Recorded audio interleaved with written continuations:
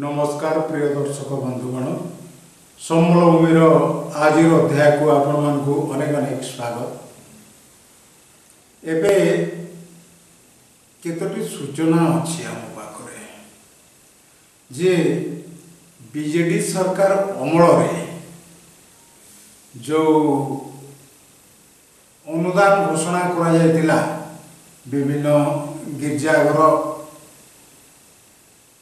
एवं विभिन्न मंदिर मानकु तथा मस्जिद मानकु एभली स्थिति रे आमको अनेक लोग फोन करजंती जे सार मिलिबो कि नहीं कि आ मिलिबो नहीं से अनुदान टा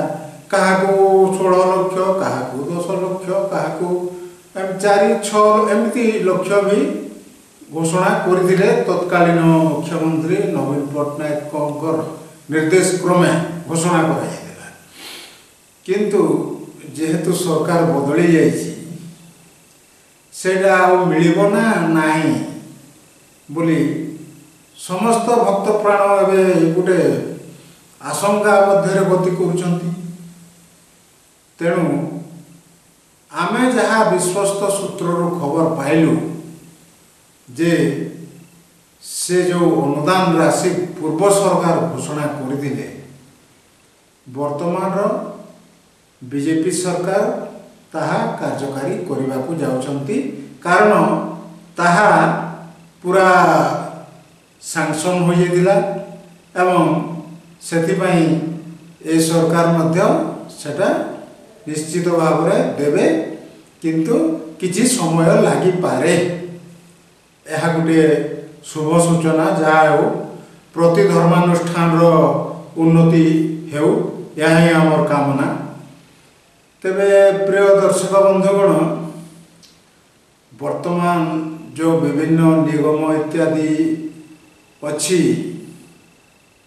योजना बोर्ड अच्छी कि आ कौन अच्छी विकास परिषद अच्छी ए सबू एबे नुआ नेता माने हेबे सेमानको थैथान करा जिवो। तेबे आम पश्चिम ओडिशा विकास परिषदर जे नुआ प्रेसिडेंट बा चेयरमैन हेबे एमानको मध्यरे नावरी नायकंकर ना आगरे रही तापरे सुभाष पाणिग्राही जे कि देवगढ़ एमएलए सुभाष पाणिग्राही तो नाहंती देवगढ़ एमएलए किंतु से जने पुरखा नेता तांको दिया जाय पारे। एहा निश्चित भाव में स्वागत योग्य पदक्षेप।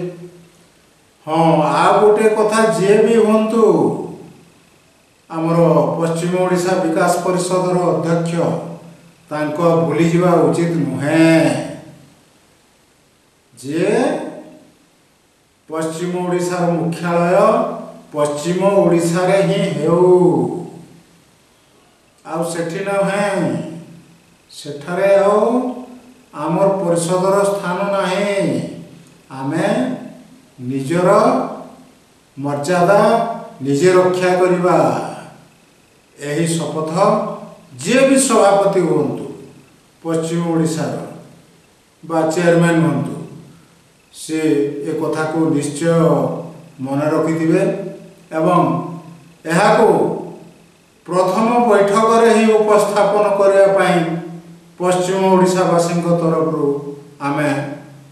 आपण को निवेदन करछु। यह हेले आमर लोके कहीं अଯଥା दौड़े भुवनेश्वर खर्चांत होगी यही कामटा जमती हो जाए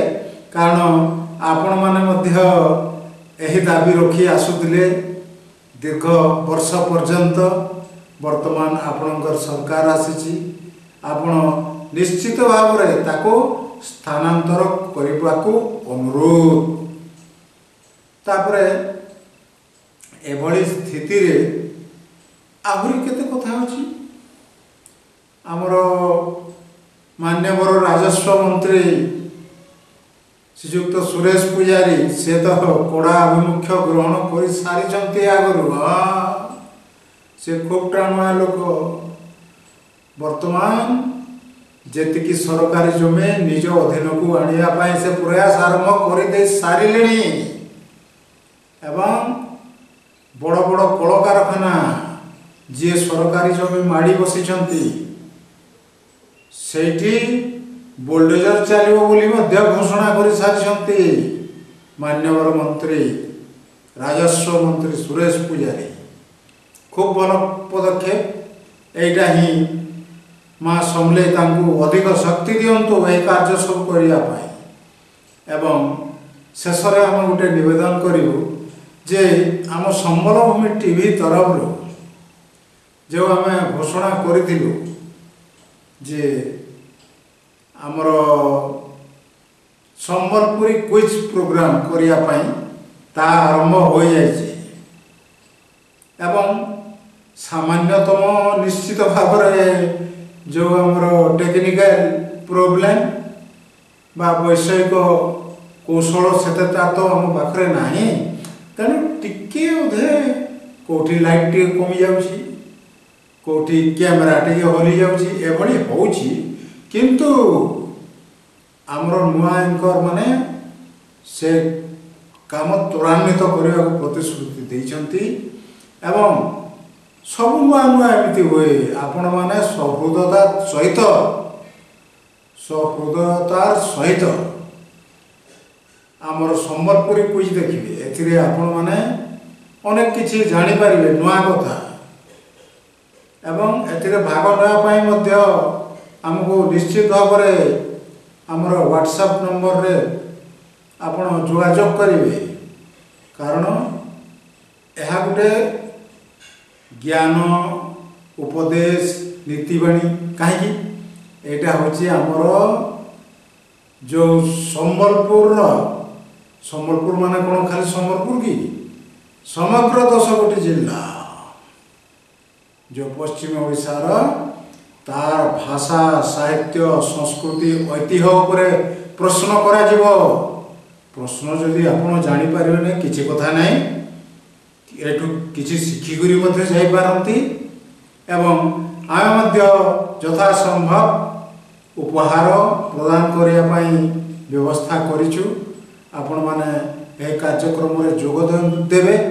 एवं भविष्य रे अति निकट भविष्य रे यह कलेवर वृद्धि पाइब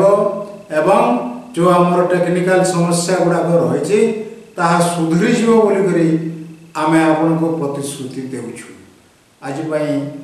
आम कार्यक्रम को ये रखुचु नमस्कार।